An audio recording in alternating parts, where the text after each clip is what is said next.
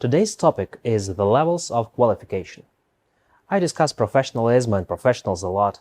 According to our definition, a professional is someone who advances in their field. However, in the hierarchy of qualifications, professionalism is only one level.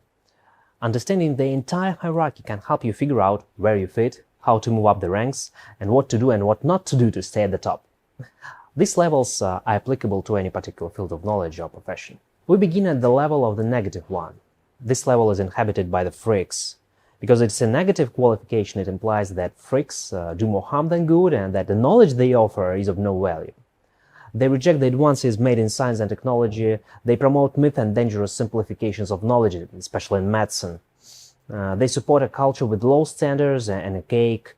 Additionally, they attempt to impose them.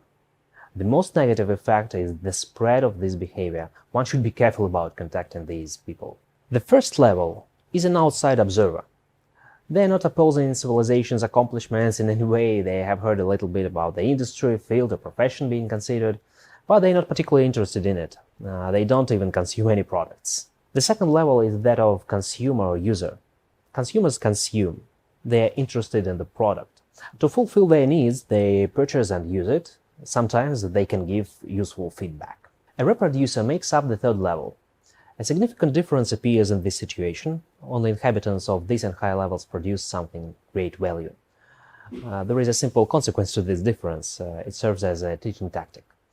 Children should reproduce rather than consume. For instance, kids can make cartoons instead of just watching them.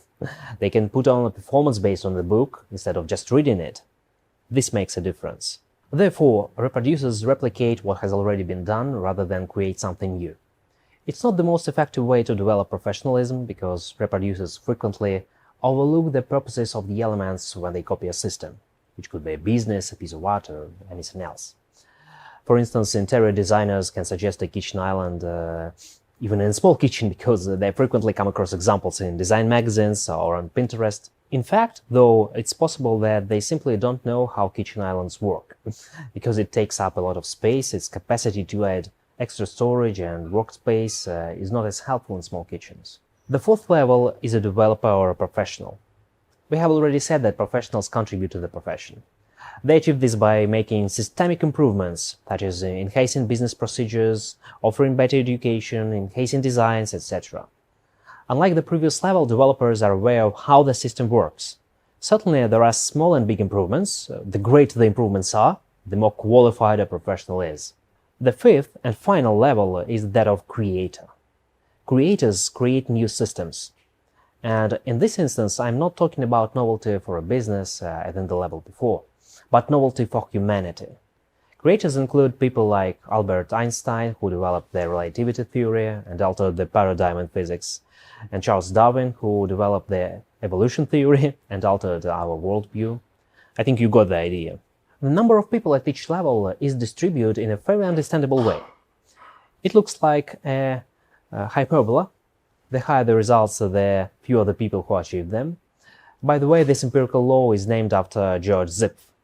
He made this law widely known and clarified it. In general, Zipf distribution is formulated like the rank-frequency distribution is in an inverse relation. Let's now think about how these levels are represented in business, science, and art. Fraudsters are freaks in business. Consumers are also consumers. Workers are those who reproduce. They change their time for money, and a business provides this exchange. Only creative workers and managers might be called developers. They do this by enhancing business procedures, creating new products, and other means of improving the system. The junior creator is a businessman himself. True creators, however, are those who develop new markets as well as business models. They are game changers. For example, the invention of the typewriter. Similar machines existed in various forms for over 100 years before they came into general business use. Or as another illustration, consider the concepts of banking or trading in securities.